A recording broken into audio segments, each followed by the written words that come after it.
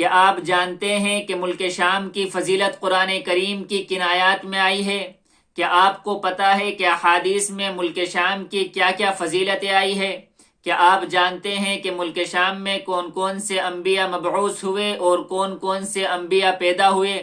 کیا آپ جانتے ہیں کہ ملک شام کے اندر کون سے مفسرین، مؤرخین، محدثین، مبلغین اور مجتہدین پیدا ہوئے؟ اگر آپ نہیں جانتے تو آج ان تمام سوالوں کا جواب ہم آپ کو دیں گے۔ ان سوالوں کا جواب جاننے سے پہلے ہم ملک شام کی مختصر سی تاریخ جان لیتے ہیں۔ تفصیلی تاریخ کے بارے میں ہم بات نہیں کریں گے کیونکہ بات بہت لمبی ہو جائے گی اور نہ آج کا یہ ہمارا موضوع ہے۔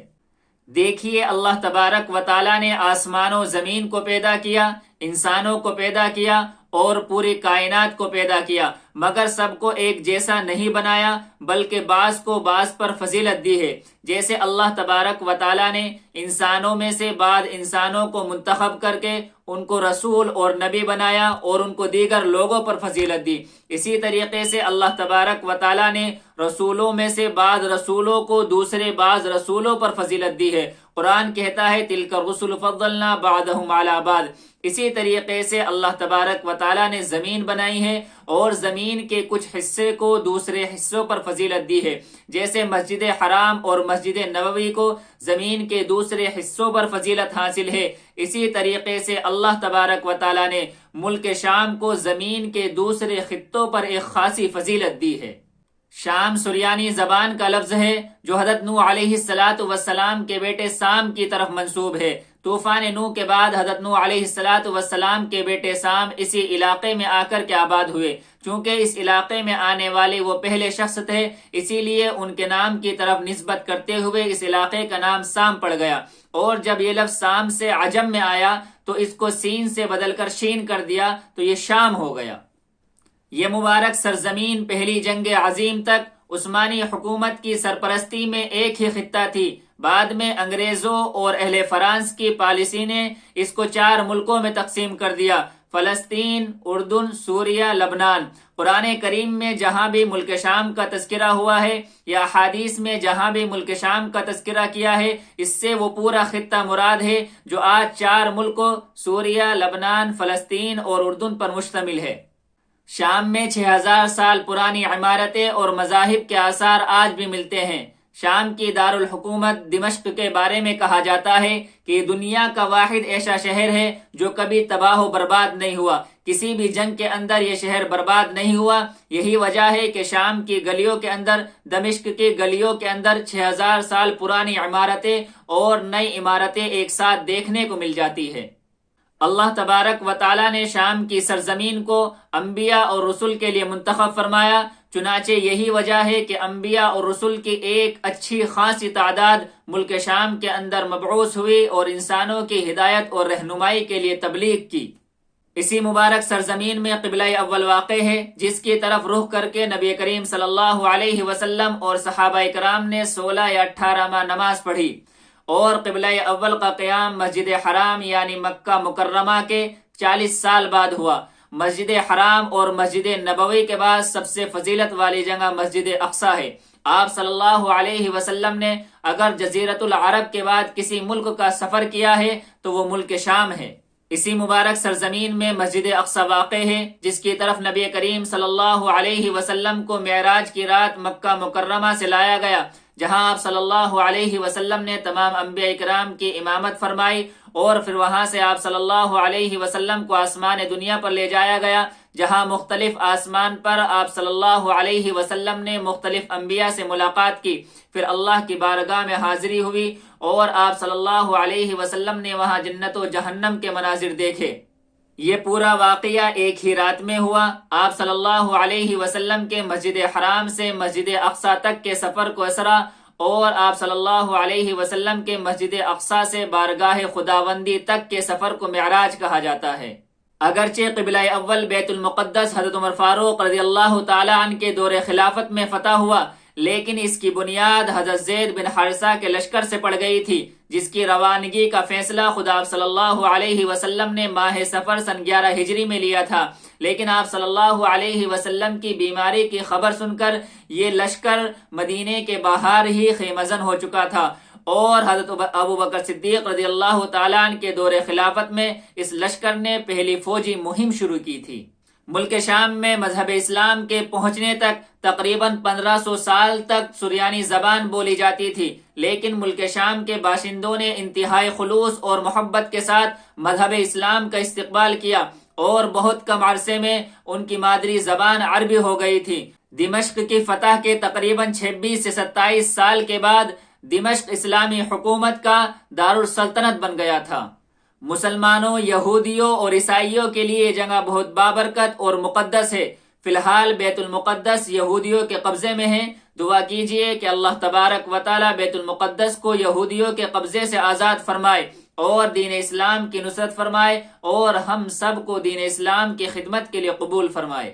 قیامت کی بڑی بڑی نشانیوں کا ظہور بھی اسی سرزمین پر ہوگا، چنانچہ حضرت امام مہدی علیہ السلام اسی سرزمین کی طرف ہجرت کریں گے اور حضرت عیسیٰ علیہ السلام اسی مبارک سرزمین پر ان کا نزول ہوگا اور یاجوج ماجوج اور دجال جیسے فتنے اسی سرزمین سے ختم کیے جائیں گے۔ اب آتے ہیں پہلے سوال کی طرف کہ قرآن کریم کی کن آیات میں ملک شام کی فضیلت وارد ہوئی ہے۔ چنانچہ قرآن کریم میں اللہ تبارک و تعالیٰ کا ارشاد ہے، سبحان الذی اسری بعبدہ لیلا من المسجد الحرام الی المسجد الاقصی الذی بارکنا حولہ، کہ پاک ہے وہ ذات جو اپنے بندے کو رات ہی میں مسجد حرام سے مسجد اقصی تک لے گیا، جس کے ارد گرد، جس کے اطراف میں ہم نے برکتیں رکھی ہے۔ یہ علاقہ قدرتی نہروں، پھلوں کی کثرت کی وجہ سے اور انبیاء کے مسکن و مدفن ہونے کی وجہ سے ممتاز ہے، اسی وجہ سے اس کو بابرکت کہا گیا ہے۔ دوسری جگہ اللہ تبارک و تعالیٰ کا ارشاد ہے، وَلِسُلَيْمَانَ الرِّيحَ عَاصِفَةً تَجْرِي بِأَمْرِهِ إِلَى الْأَرْضِ الَّتِي بَارَكْنَا فِيهَا، کہ ہم نے تند و تیز ہوا کو حضرت سلیمان علیہ السلام کے تابع کر دیا تھا، جو ان کے حکم کے مطابق اس سرزمین کی طرف چلتی تھی جس میں ہم نے برکت رکھی ہے۔ اس سرزمین سے مراد بھی ملک شام ہے۔ ایک اور جگہ اللہ تبارک و تعالیٰ کا ارشاد ہے، وَنَجَّيْنَاهُ وَلُوطًا إِلَى الْأَرْضِ الَّتِي بَارَكْنَا فِيهَا لِلْعَالَمِينَ، کہ ہم نے حضرت ابراہیم اور حضرت لوط کو اس سرزمین کی طرف نجات دی جس میں ہم نے تمام جہان والوں کے لیے برکت رکھی ہے۔ چنانچہ روایت کے اندر آتا ہے کہ حضرت ابراہیم اور ان کے بھتیجے حضرت لوط یہ عراق سے ہجرت کر کے ملک شام آئے تھے۔ اسی طرح اللہ تبارک و تعالیٰ کا ارشاد ہے، وَأَوْرَثْنَا الْقَوْمَ الَّذِينَ كَانُوا يُسْتَضْعَفُونَ مَشَارِقَ الْأَرْضِ وَمَغَارِبَهَا الَّتِي بَارَكْنَا فِيهَا، کہ ہم نے اس قوم کو جو بالکل کمزور سمجھی جاتی ہے اس سرزمین کے مشرق و مغرب کا مالک بنا دیا جس میں ہم نے برکتیں رکھی ہے۔ اس سے مراد فلسطین کا خطہ ہے جہاں اللہ تبارک و تعالیٰ نے بنی اسرائیل کو قوم عمالقہ کے بعد غلبہ عطا فرمایا تھا۔ اب آتے ہیں دوسرے سوال کی طرف کہ احادیث میں ملک شام کی کیا کیا فضیلتیں آئی ہے۔ تو نبی کریم صلی اللہ علیہ وسلم نے ارشاد فرمایا، اللہم بارک لنا فی شامنا، اللہم بارک لنا فی یمننا، اے اللہ ہمارے لیے ہمارے شام میں برکت عطا فرما، اے اللہ ہمارے لیے ہمارے یمن میں برکت عطا فرما۔ اور یہ الفاظ آپ صلی اللہ علیہ وسلم نے 3 یا 4 مرتبہ دہرائے۔ اسی طرح ایک حدیث میں آپ صلی اللہ علیہ وسلم نے ارشاد فرمایا کہ میں سویا ہوا تھا کہ میں نے دیکھا عمود الکتاب یعنی ایمان میرے سر کے نیچے سے کھینچا چلا جا رہا ہے۔ مجھے لگا کہ اس کو اٹھا لیا جائے گا، میری آنکھ نے اس کا پیچھا کیا تو اس کا ارادہ ملک شام کا تھا۔ جب جب شام میں فتنے ہوں گے تو وہاں ایمان میں اضافہ ہوگا۔ ایک اور حدیث میں آپ صلی اللہ علیہ وسلم نے ارشاد فرمایا کہ اگر ملک شام میں فساد برپا ہو جائے پھر تم میں کوئی خیر باقی نہیں رہے گی۔ میری امت میں ایک جماعت ایسی رہے گی جس کو اللہ تبارک و تعالیٰ کی ہمیشہ مدد حاصل رہے گی اور اس کو نیچا دکھانے والے قیامت تک نقصان نہیں پہنچا سکتے۔ ایک اور حدیث میں آپ صلی اللہ علیہ وسلم نے ارشاد فرمایا کہ میری امت کی ایک جماعت حق کے لیے لڑتی رہے گی اور قیامت تک حق اسی کے ساتھ رہے گا، اور آپ صلی اللہ علیہ وسلم نے اپنے ہاتھ سے ملک شام کی طرف اشارہ فرمایا۔ ایک اور حدیث میں آپ صلی اللہ علیہ وسلم نے ارشاد فرمایا، شام والو تمہارے لیے خیر و بھلائی ہو، شام والو تمہارے لیے خیر و بھلائی ہو، شام والو تمہارے لیے خیر و بھلائی ہو۔ صحابہ اکرام نے عرض کیا، یا رسول اللہ کس لیے؟ تو آپ صلی اللہ علیہ وسلم نے ارشاد فرمایا، اس لیے کہ رحمت کے فرشتے نے اپنے بازو شام والوں پر پھیلا رکھے ہیں۔ اسی طرح ایک اور حدیث میں آپ صلی اللہ علیہ وسلم نے ارشاد فرمایا کہ جب جب فتنے ظاہر ہوں گے تو ایمان شام میں ہوگا۔ اب آتے ہیں تیسرے سوال کی طرف کہ ملک شام میں کون کون انبیاء پیدا ہوئے اور ملک شام میں کن کن انبیاء کو مبعوث کیا گیا۔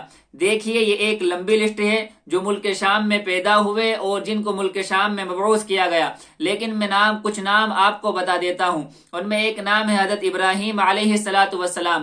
حضرت ابراہیم ہجرت کر کے عراق سے ملک شام آئے تھے، وہیں آپ نے دعوت و تبلیغ کا کام کیا۔ حضرت لوط علیہ السلام حضرت ابراہیم کے بھتیجے ہیں، یہ بھی ہجرت کر کے ملک شام آئے تھے اور موجودہ اردن کے علاقے میں مبعوث ہوئے تھے۔ حضرت ابراہیم کے بیٹے ہیں حضرت اسحاق، یہ بھی ملک شام کے اندر پیدا ہوئے اور ملک شام میں ہی دعوت و تبلیغ کا کام کیا۔ حضرت اسحاق کے بیٹے ہیں حضرت یعقوب، یہ بھی ملک شام کے اندر پیدا ہوئے اور ملک شام میں ہی دعوت و تبلیغ کا کام کیا۔ ان کا نام اسرائیل تھا اور ان کی نسل بنو اسرائیل کہلائی۔ ان کے بیٹے ہیں حضرت یوسف۔ حضرت یوسف علیہ السلام بھی ملک شام میں پیدا ہوئے، لیکن ان کی زندگی کا اکثر حصہ مصر کے اندر گزرا، وہیں یہ بادشاہ بنائے گئے، وہیں انہوں نے دعوت و تبلیغ کا کام انجام دیا۔ حضرت شعیب علیہ السلام مدین میں مبعوث کیے گئے، جو آج اردن میں واقع ہے اور ملک شام کا حصہ ہے۔ حضرت موسیٰ علیہ السلام اگرچہ پیدا مصر میں ہوئے تھے، لیکن وہاں سے ہجرت کر کے اپنی قوم بنی اسرائیل کو لے کر کے ملک شام آئے تھے اور وہیں انہوں نے دعوت و تبلیغ کا کام کیا۔ حضرت الیاس علیہ السلام موجودہ لبنان اور حضرت داؤد علیہ السلام موجودہ فلسطین کے علاقے میں مبعوث ہوئے۔ ان کے علاوہ بھی بہت سارے انبیاء ہیں جن کے نام آپ اسکرین پر دیکھ سکتے ہیں، جو ملک شام کے اندر پیدا ہوئے یا ملک شام کی طرف مبعوث کیے گئے۔ اب آتے ہیں چوتھے سوال کی طرف کہ ملک شام کے اندر کون کون سے محدثین، مفسرین، مؤرخین اور فقہاء اعظام پیدا ہوئے۔ تو دیکھیے اس کی بھی ایک بہت لمبی لسٹ ہے۔ ملک شام کے اندر بے شمار فقہاء، بے شمار محدثین، بے شمار مؤرخین پیدا ہوئے۔ ان میں سے ایک نام سر فہرست آپ سب جانتے ہوں گے، علامہ شامی ہے، جن کی مشہور زمانہ کتاب فتاوی شامی ہے۔ وہ بھی ملک شام کے اندر انہوں نے خدمت انجام دی۔ امام اوزاعی ملک شام کے مشہور محدث اور فقیہ تھے۔ ایک زمانے تک ملک شام میں ان کا مسلک رائج رہا اور اس کے علاوہ بھی فقہ اور تصوف میں ان کی اہم خدمات ہے۔ امام ولید بن مسلم امام بخاری کے استاذ ہیں اور شام کے مشہور محدث تھے۔ شام کے اندر علم حدیث کی ترقی میں ان کا اہم کردار رہا ہے۔ امام قرطبی جو مشہور مفسر ہے اور ان کی کتاب الجامع لاحکام القرآن اہم تفسیر مانی جاتی ہے۔ امام ابن کثیر جو مشہور محدث اور مفسر ہے، تفسیر ابن کثیر اور البدایہ والنہایہ جیسی مشہور کتاب کے مصنف تھے۔ امام نووی جو مشہور شافعی فقیہ اور محدث ہے، ریاض الصالحین ان کی مشہور کتاب ہے۔ امام تیمیہ جو دمشق کے رہنے والے تھے اور ان کی مشہور کتاب فتاوی تیمیہ ہے۔ ابن عساکر دمشق کے مشہور محدث اور فقیہ تھے، ان کی مشہور کتاب تاریخ دمشق یہ علمی تاریخ پر ایک جامع کتاب ہے۔ امام شمس الدین ذہبی یہ بھی ملک شام کے مشہور و معروف محدث اور مورخ تھے، ان کی مشہور کتاب سیر اعلام النبلاء ہے۔ ابن حجر عسقلانی یہ بھی شام کے مشہور محدث تھے اور ان کی مشہور کتاب فتح الباری شرح صحیح البخاری ہے۔ ان کے علاوہ بھی بے شمار محدثین، مؤرخین، فقہاء، مجتہدین اور محدثین اعظام پیدا ہوئے، جن کے نام آپ اسکرین پر دیکھ سکتے ہیں کہ شام نے اسلامی تاریخ میں بے شمار جلیل القدر شخصیات کو پیدا کیا ہے، جنہوں نے دین اسلام کی حفاظت، اس کی ترویج اور علم حدیث اور علم فقہ کی خدمت میں نمایاں کردار ادا کیا ہے۔ یہ خطہ ہمیشہ سے علم دین کا مرکز رہا ہے اور قیامت تک ملک شام کی عظمت مسلمانوں کے دل میں رہے گی۔